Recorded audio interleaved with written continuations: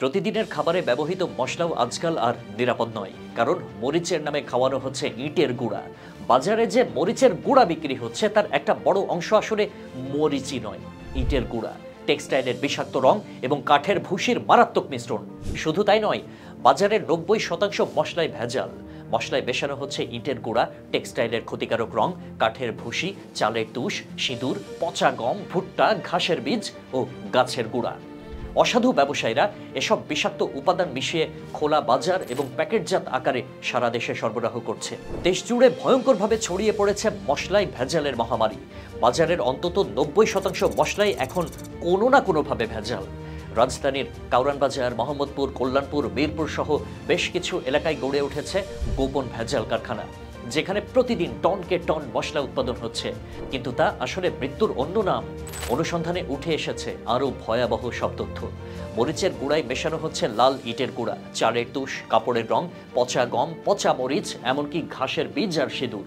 শুধু মরিচ নয়, ধনিয়ার গুঁড়াতেও মেশানো হচ্ছে কাঠের ভুসি, পচা তেজপাতা, নষ্ট সেমাই ও সমিলের গুঁড়া। হলুদ গুঁড়ায় দেখা গেছে সীসা, ডালের গুঁড়া, ইটের গুঁড়া এবং টেক্সটাইলের ক্ষতিকারক রাসায়নিক। কেন করা হচ্ছে এই অমানবিক কাজ? উত্তর একটাই, অতিরিক্ত মুনাফা। মরিচ বা ধনিয়া শুকিয়ে গুঁড়ো করার খরচ এড়াতে ইটের গুঁড়া মেশানো হচ্ছে।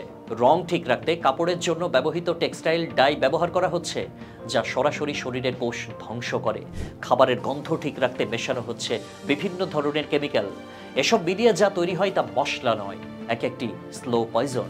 একজন মা যখন নিখাদ মমতায় রান্না করেন, তিনি ভাবেন পরিবারের জন্য সুস্বাদু আর স্বাস্থ্যকর খাবার তৈরি করছেন।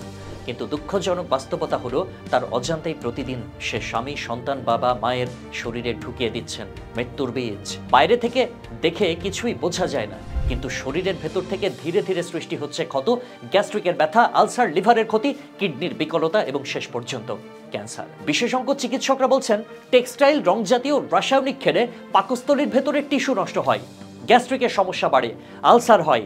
এসব সমস্যা দীর্ঘমেয়াদে ক্যান্সারের রূপ নেয়। শিশুদের ক্ষেত্রে পরিস্থিতি আরো ভয়াবহ। দেহের স্বাভাবিক বৃদ্ধি থমকে যায়, রোগ প্রতিরোধ ক্ষমতা ধ্বংস হয়ে যায়। গর্ভবতী নারীদের ক্ষেত্রে এই ভেজাল মশলা মারাত্মক গর্ভঝুঁকি তৈরি করছে, যা গর্ভপাত ও জন্মগত বিকলাঙ্গতার কারণ হতে পারে। কাউরান বাজার সহ রাজধানীর বড় বড় মশলার মিলগুলোতে চলছে অবাধে ভেজাল মশলা উৎপাদন। প্রতিদিন টনকে টন মশলা যাচ্ছে পাইকারি বাজারে, খুচরা দোকানে, এমনকি নামি দামি প্যাকেটজাত কোম্পানিতেও। সূত্র বলছে, এসব মিলের বেশিরভাগই 20 থেকে 25 বছরের পুরনো। বারবার অভিযান চললেও কিছুদিন চুপচাপ থাকার পর আবারও পুরনো নিয়মে ব্যবসা চালিয়ে যাচ্ছে তারা। আইন শৃঙ্খলা রক্ষাকারী বাহিনী মাঝে মধ্যে ভেজাল বিরোধী অভিযান চালালেও তার ঢেউ তুলে আবার থেমে যায়। জনসচেতনতার অভাবে কিংবা আইনের দুর্বল প্রয়োগে এই ভেজাল মাফিয়ারা থেকে যাচ্ছে ধরাছোঁয়ার বাইরে। একই সঙ্গে জনগণের সচেতনতা হওয়াও জরুরি। খোলা মশলাই নয়, পরীক্ষিত ব্র্যান্ডের নিরাপদ মশলা ব্যবহারে জোর দিতে হবে। প্রয়োজন হলে বীজে মরিচ বা ধনিয়া শুকিয়ে ঘরে গুঁড়ো করে ব্যবহার করা যেতে পারে। খাবার মানে শুধু পেট ভরা নয়, জীবন রক্ষা। আর জীবন যখন প্রশ্নে, তখন চুপ করে বসে থাকা চলবে না। এখনই সময় মরিচের নামে বিষপান বন্ধ করার, নয়তো আমরা নিজেরাই নিজেদের পরিবারের কবর খুঁড়ছি প্রতিদিন অজান্তেই।